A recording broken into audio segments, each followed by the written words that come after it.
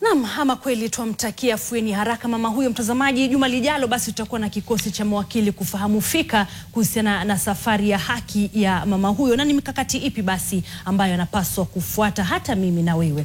Tusonge mbele. Familia moja huko Bomet imepata afueni baada ya mwanamume aliyemuua mkewe kuhukumiwa kifungo cha miaka 40 jela.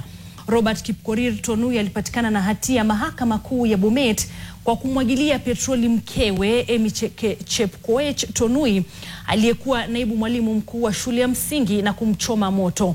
Amy alifariki kutokana na majeraha aliyopata wakati wa shambulizi nyumbani kwa wazazi wake huko Sianin, eneo bunge la Konuin mnamo Oktoba 3 mwaka 2020.